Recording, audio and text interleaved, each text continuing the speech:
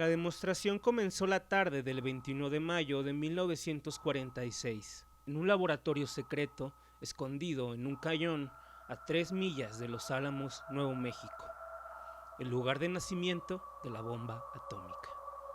Louis Slotin, un físico canadiense, estaba mostrando a sus colegas cómo llevar el núcleo expuesto de un arma nuclear casi al punto crítico, una operación complicada conocida como hacerle cosquillas a la cola de dragón.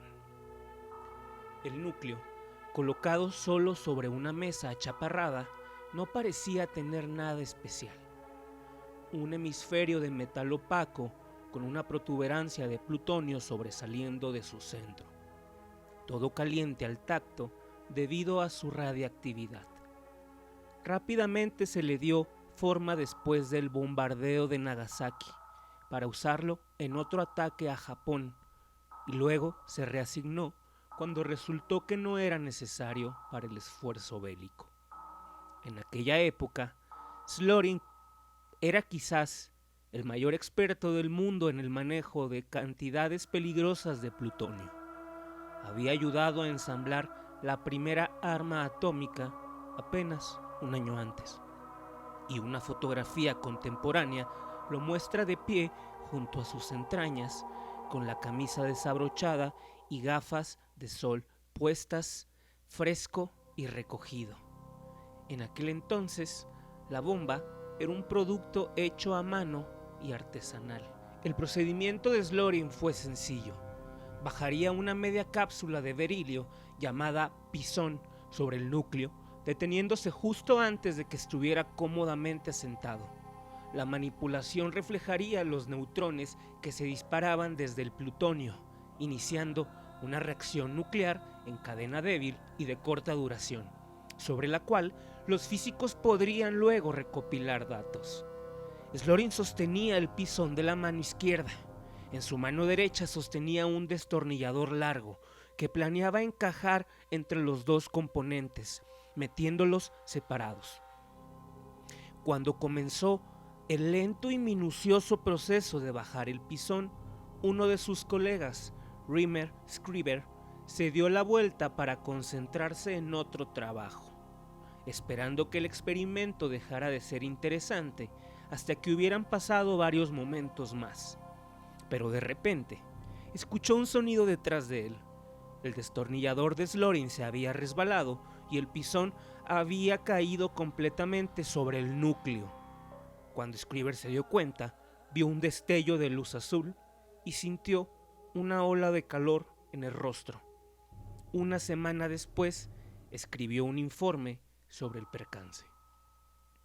El destello de luz azul era claramente visible en la habitación, aunque la habitación estaba bien iluminada por las ventanas y posiblemente por las luces del techo. La duración total del destello no pudo haber sido más que unas pocas décimas de segundo. Slotin reaccionó muy rápidamente y quitó la pieza de manipulación. Eran alrededor de las 3 p.m. Un guardia que estaba apostado en la habitación para vigilar el preciado plutonio tenía poco conocimiento de lo que estaba haciendo Slotin. Salió corriendo por la puerta y subió una colina cercana. Cálculos posteriores cifraron el número total de reacciones de fisión en unos 3.000 billones, 1.000.000 de veces más pequeño que las primeras bombas atómicas, pero aún suficiente para emitir una explosión significativa de radiactividad. Esta radiactividad excitó los electrones en el aire, los cuales, al regresar a un estado no excitado, emitieron fotones de alta energía, el destello azul que habían visto en la habitación. Se llamó a una ambulancia y el laboratorio fue evacuado en su mayor parte. Mientras esperaban que llegara la ayuda, los científicos intentaron calcular cuánta radiación habían recibido. Slotin hizo un boceto de dónde estaban todos cuando se produjo el desliz.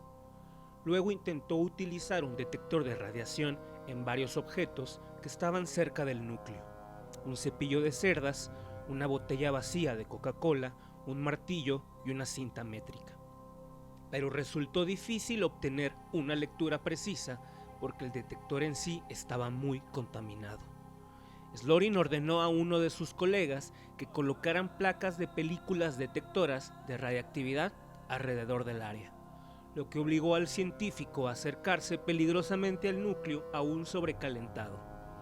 La misión no aportó datos útiles y se mencionó en un informe posterior como evidencia de que, después de una explosión de esta magnitud, los seres humanos no están en condiciones de comportarse racionalmente.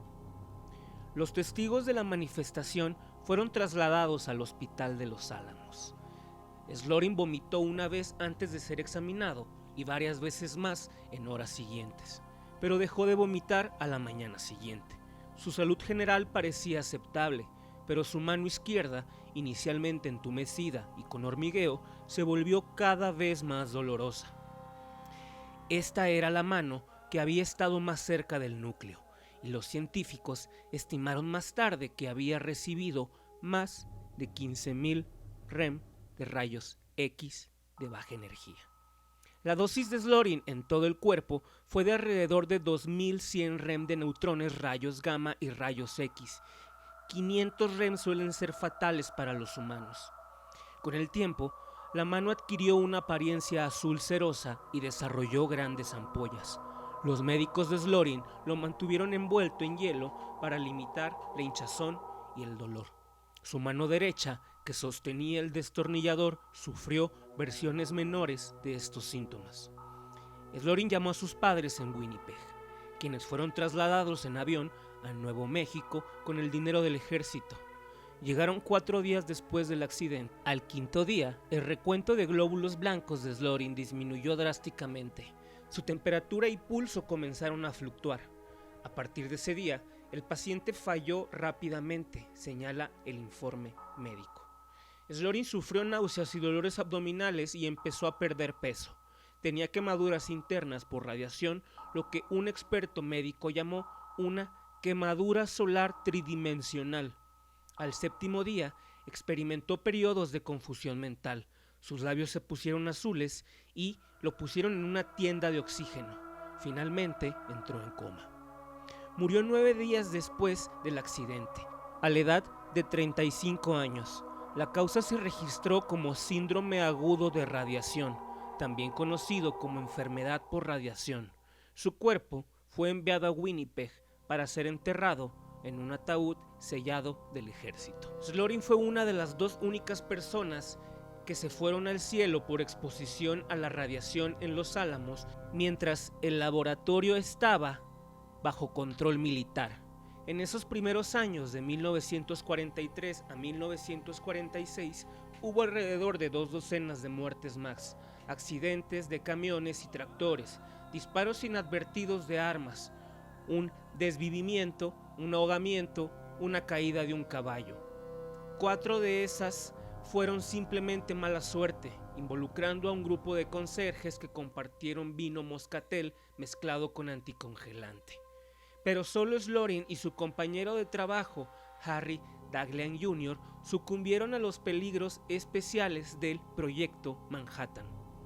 9 meses exactamente antes del accidente de Slorin, Daghlian había estado trabajando con el mismo núcleo de plutonio, realizando un experimento de criticidad diferente. Utilizó bloques de carburo de tungsteno en lugar del apisonador de berilio. Dejó caer uno de los bloques y el núcleo se fue brevemente crítico. Daghlian tardó casi un mes en morir. Después de la fallida demostración de Slorin, Los Álamos detuvo todos los trabajos de criticidad adicionales. Siempre se supo que era peligroso. El propio Enrico Fermi había advertido a Slorin que estaría muerto dentro de un año si continuaba. Pero las exigencias de la Segunda Guerra Mundial habían privilegiado la conveniencia sobre la seguridad. Las masas críticas hechas a mano podrían modificarse rápidamente y sobre la marcha, pero cuando Slorin murió, esa velocidad ya no era necesaria. La Guerra Fría, a pesar de sus muchas inquietudes, podría abordarse a un ritmo más constante. Un memorando escrito poco después del accidente sugería que futuros experimentos deberían utilizar controles remotos y hacer un uso más liberal de la ley del cuadrado inverso. Un poco de distancia contribuye en gran medida a disminuir la exposición a la radiación. El pozo de plutonio que mató a Daghlian y Slorin originalmente recibió el sobrenombre de Rufus, pero después de los accidentes pasó a llamarse el núcleo demoníaco. Mientras tanto, los pozos que mataron a decenas de miles de personas en Hiroshima y Nagasaki no recibieron apodos tan peyorativos. Esa es quizá la diferencia entre daño intencionado e involuntario, entre el núcleo cuidadosamente ensamblado con el propósito de destrucción masiva y el núcleo reservado para el ámbito experimental. Antes del accidente, los funcionarios de Los Álamos esperaban enviar el núcleo al atolón de Bikini, sí, fondo de Bikini en las Islas Marshall, donde está habitado Bob Esponja.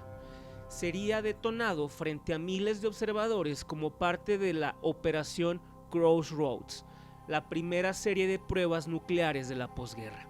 Slorin también planeaba ir a Bikini y luego ocupar un puesto docente en la Universidad de Chicago cuando terminara la serie de pruebas.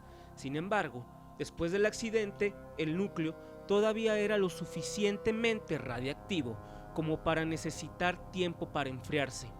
Estaba previsto su uso en la tercera prueba de Crossroads, pero la prueba fue cancelada. Los registros de Los Álamos indican que el núcleo finalmente tuvo un destino anticlimático. En el verano de 1946 se fundió y se transformó en una nueva arma. Y bueno, mi gente, muchas gracias si se quedaron hasta este punto del video. Escribe en la caja de comentarios si te interesa un video sobre fondo de Bikini y las pruebas nucleares que hicieron ahí. Nos vemos muy pronto. Feliz Navidad. Cuídate.